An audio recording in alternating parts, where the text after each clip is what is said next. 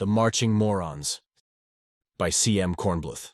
In the country of the blind, the one-eyed man, of course, is king. But how about a live wire, a smart businessman, in a civilization of 100% pure chumps? Some things had not changed. A potter's wheel was still a potter's wheel, and clay was still clay. F.M. Hawkins had built his shop near Goose Lake, which had a narrow band of good fat clay and a narrow beach of white sand.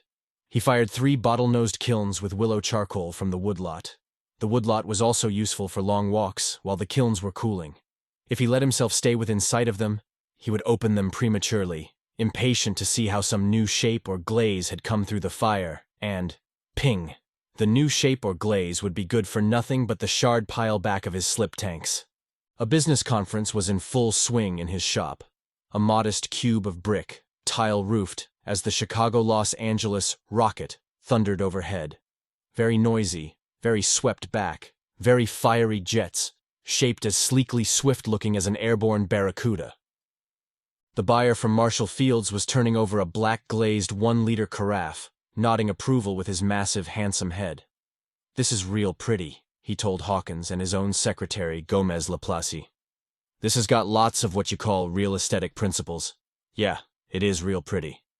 "How much?" the secretary asked the potter. $7.50 each in dozen lots, said Hawkins. "I ran up 15 dozen last month." "They are real aesthetic," repeated the buyer from Fields. "I will take them all." "I don't think we can do that, doctor," said the secretary. "They'd cost us $1,350. That would leave only $532 in our quarter's budget, and we still have to run down to East Liverpool to pick up some cheap dinner sets." "Dinner sets?" asked the buyer, his big face full of wonder.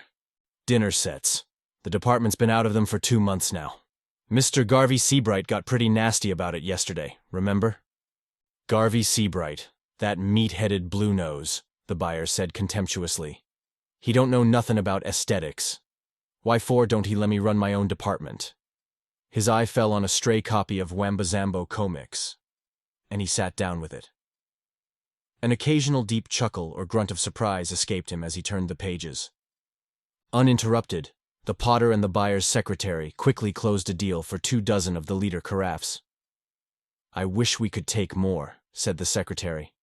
"But you heard what I told him. We've had to turn away customers for ordinary dinnerware because he shot the last quarter's budget on some Mexican piggy banks some equally enthusiastic importer stuck him with. The 5th floor is packed solid with them. I'll bet they look mighty aesthetic. They're painted with purple cacti." The potter shuddered and caressed the glaze of the sample carafe. The buyer looked up and rumbled, "Ain't you dummies through yakking yet? What good's a secretary for if he don't take the burden of detail off in my back, har?" "We're all through, doctor. Are you ready to go?" The buyer grunted peevishly, dropped Wambazambo comics on the floor, and led the way out of the building and down the log corduroy road to the highway. His car was waiting on the concrete. It was, like all contemporary cars, too low-slung to get over the logs. He climbed down into the car and started the motor with a tremendous sparkle and roar. "Gomez Laplace!" called out the potter under cover of the noise.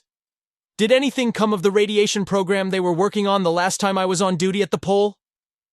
"The same old fallacy," said the secretary gloomily. "It stopped us on mutation, it stopped us on culling, it stopped us on segregation, and now it's stopped us on hypnosis. Well, I'm scheduled back to the grind in 9 days. Time for another firing right now. I've got a new luster to try. I'll miss you. I shall be vacationing, running the drafting room of the New Century Engineering Corporation in Denver. They're going to put up a 200-story office building, and naturally somebody's got to be on hand." "Naturally," said Hawkins with a sour smile. There was an ear-piercingly sweet blast as the buyer leaned on the horn button. Also, a yard-tall jet of what looked like flame spurted up from the car's radiator cap. The car's power plant was a gas turbine and had no radiator. "I'm coming, doctor," said the secretary dispiritedly. He climbed down into the car and it whooshed off with much flame and noise. The potter, depressed, wandered back up the corduroy road and contemplated his cooling kilns. The rustling wind in the boughs was obscuring the creak and mutter of the shrinking refractory brick. Hawkins wondered about the No. 2 kiln, a reduction fire on a load of lusterware mugs. Had the clay chinking excluded the air? Had it been a properly smoky blaze? Would it do any harm if he just took one close?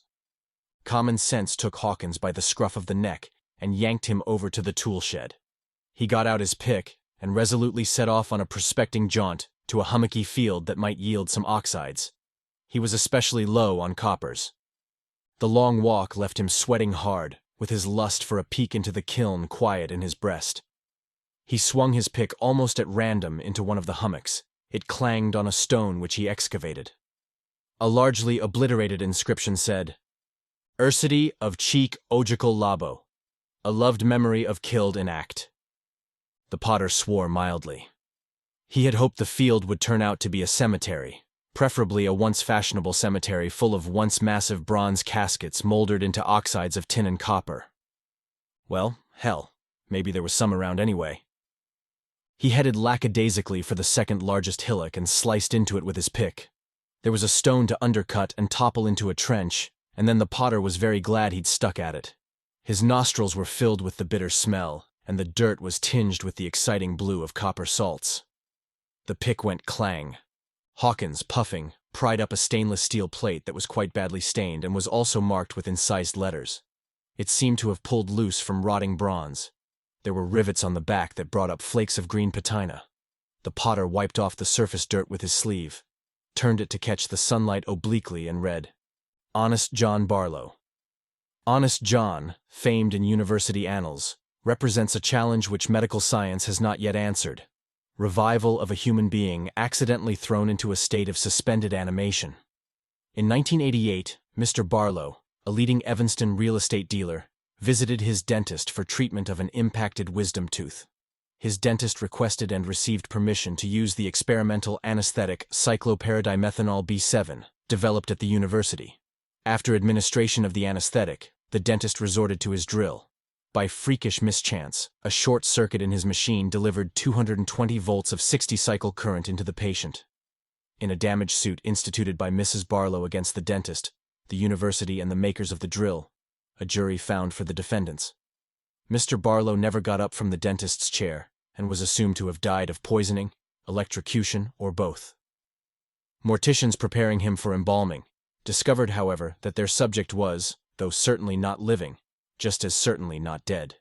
The university was notified, and a series of exhaustive tests was begun, including attempts to duplicate the trance state on volunteers. After a bad run of 7 cases which ended fatally, the attempts were abandoned. Honest John was long an exhibit at the University Museum, and livened many a football game as mascot of the university's Blue Crushers. The bounds of taste were overstepped, however, when a pledge to Sigma Delta Chi was ordered in '03 to kidnap Honest John from his loosely guarded glass museum case and introduce him into the Rachel Swanson Memorial Girls Gymnasium shower room. On May 22, 2003, the University Board of Regents issued the following order. By unanimous vote, it is directed that the remains of Honest John Barlow be removed from the University Museum and conveyed to the university's Lieutenant James Scott III Memorial Biological Laboratories, and there be securely locked in a specially prepared vault. It is further directed that all possible measures for the preservation of these remains be taken by the laboratory administration, and that access to these remains be denied to all persons, except qualified scholars authorized in writing by the board. The board reluctantly takes this action in view of recent notices and photographs in the nation's press which, to say the least, reflect but small credit upon the university. It was far from his field, but Hawkins understood what had happened: an early and accidental blundering onto the bare bones of the Levantman shock anesthesia, which had since been replaced by other methods. To bring subjects out of Levantman shock, you let them have a squirt of simple saline in the trigeminal nerve. Interesting. And now about that bronze. He heaved the pick into the rotting green salts, expecting no resistance, and almost fractured his wrist. Something down there was solid. He began to flake off the oxides. A half-hour of work brought him down to phosphor bronze, a huge casting of the almost incorruptible metal. It had weakened structurally over the centuries. He could fit the point of his pick under a corroded boss and pry off great creaking and grumbling striae of the stuff. Hawkins wished he had an archaeologist with him, but didn't dream of returning to his shop and calling one to take over the find. He was an all-around man, By choice and in his free time, an artist in clay and glaze. By necessity, an automotive, electronics, and atomic engineer who could also swing a project in traffic control, individual and group psychology, architecture, or tool design. He didn't yell for a specialist every time something out of his line came up. There were so few with so much to do. He trenched around his find, discovering that it was a great brick-shaped bronze mass with an excitingly hollow sound. A long strip of moldering metal from one of the long vertical faces pulled away, exposing red rust that went whoosh and was sucked into the interior of the mass. It had been de-aired, thought Hawkins, and there must have been an inner jacket of glass which had crystallized through the centuries and quietly crumbled at the first clang of his pick. He didn't know what a vacuum would do to a subject of Levantman shock, but he had hopes, nor did he quite understand what a real estate dealer was, but it might have something to do with pottery, and anything might have a bearing on topic number 1. He flung his pick out of the trench, climbed out, and set off at a dog trot for his shop. A little rummaging turned up a hypo, and there was a plastic container of salt in the kitchen. Back at his dig, he chipped for another half hour to expose the juncture of lid and body. The hinges were hopeless. He smashed them off.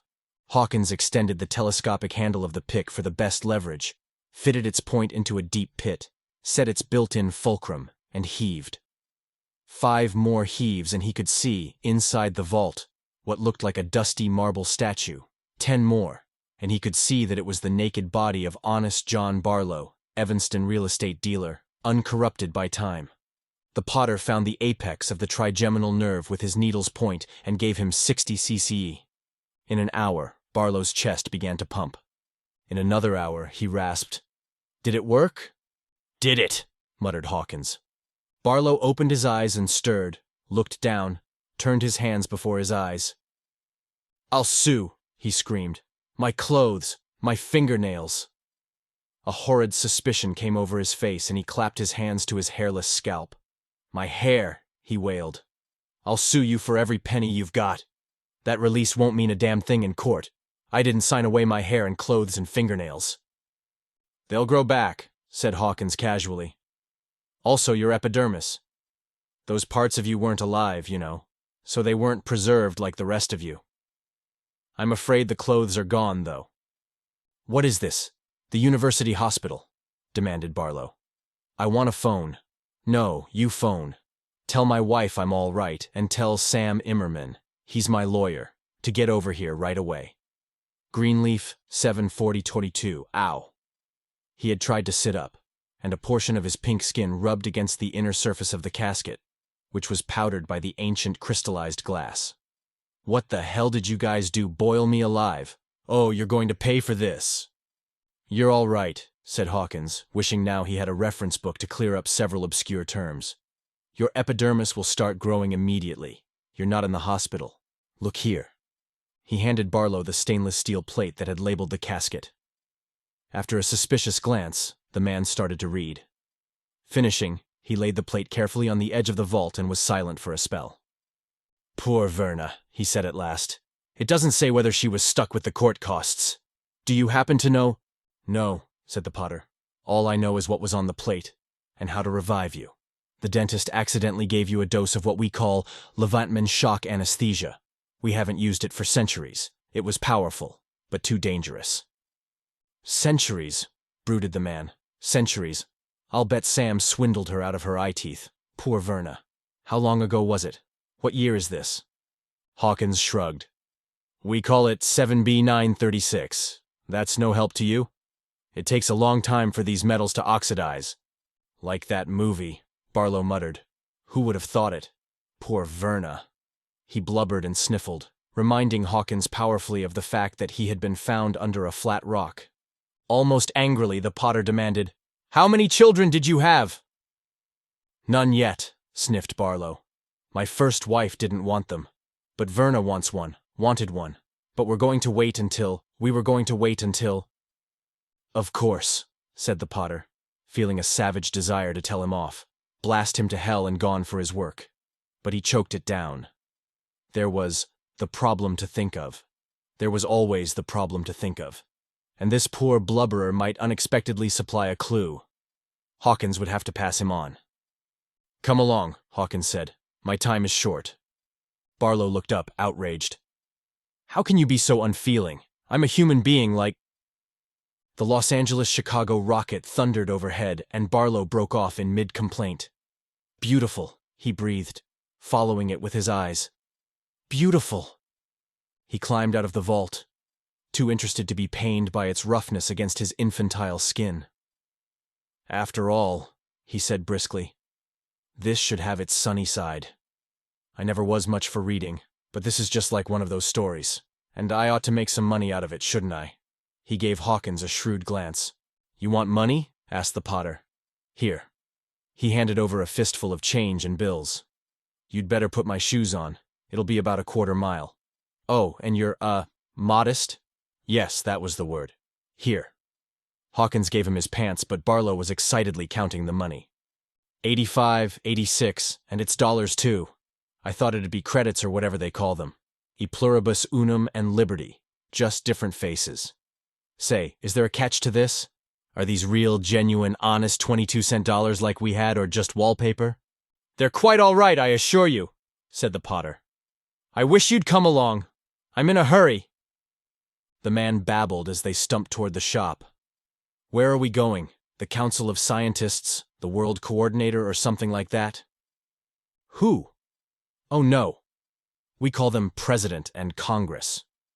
No, that wouldn't do any good at all. I'm just taking you to see some people. I ought to make plenty out of this. Plenty. I could write books. Get some smart young fellow to put it into words for me, and I'll bet I could turn out a bestseller. What's the setup on things like that? It's about like that. Smart young fellows, but there aren't any bestsellers anymore. People don't read much nowadays. We'll find something equally profitable for you to do.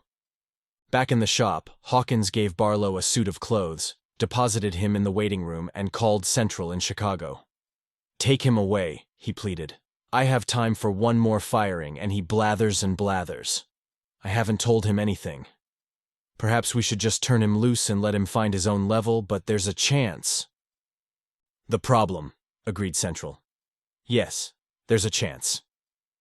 The Potter delighted Barlow by making him a cup of coffee with a cube that not only dissolved in cold water, but heated the water to boiling point. Killing time, Hawkins chatted about the rocket Barlow had admired and had to haul himself up short. He had almost told the real estate man what its top speed really was, almost indeed revealed that it was not a rocket. He regretted, too, that he had so casually handed Barlow a couple of $100. The man seemed obsessed with fear that they were worthless, since Hawkins refused to take a note or IOU, or even a definite promise of repayment. But Hawkins couldn't go into details, and was very glad when a stranger arrived from Central. Tinny Pete, from Algeciras, the stranger told him swiftly as the two of them met at the door. Psychist for Pop Rob. Pole assigned special overtake Barlow.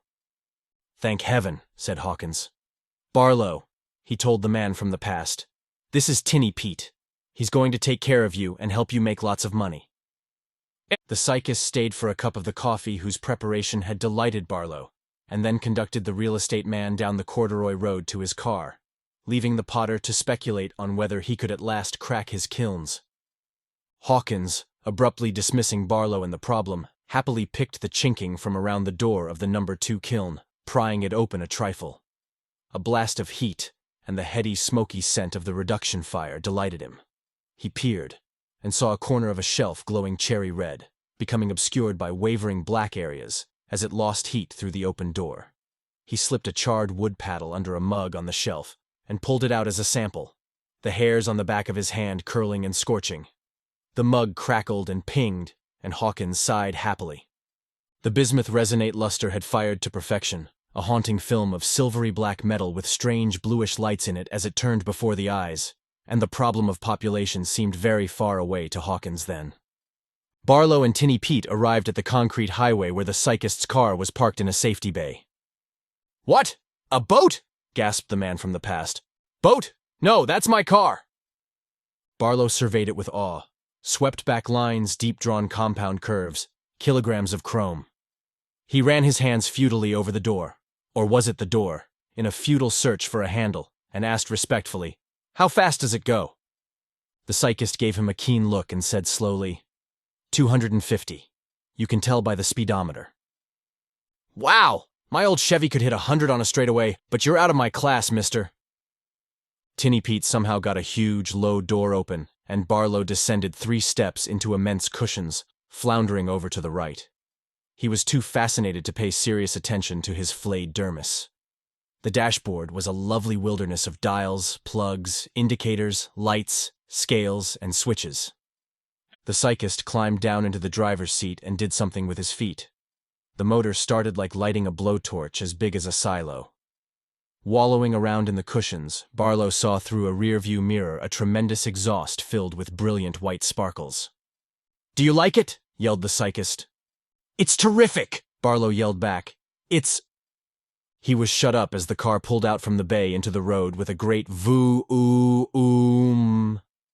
A gale roared past Barlow's head, though the windows seemed to be closed. The impression of speed was terrific. He located the speedometer on the dashboard and saw it climb past 90, 100, 150, 200. "Fast enough for me," yelled the cyclist, noting that Barlow's face fell in response. "Radio?" He passed over a surprisingly light object like a football helmet, with no trailing wires, and pointed to a row of buttons. Barlow put on the helmet, glad to have the roar of air stilled, and pushed a push button. It lit up satisfyingly, and Barlow settled back even farther for a sample of the brave New World's super-modern taste in ingenious entertainment. "Take it and stick it!" a voice roared in his ears. He snatched off the helmet and gave the cyclist an injured look. Tinny Pete grinned and turned a dial associated with the push-button layout. The man from the past donned the helmet again and found the voice had lowered to normal. "The show of shows!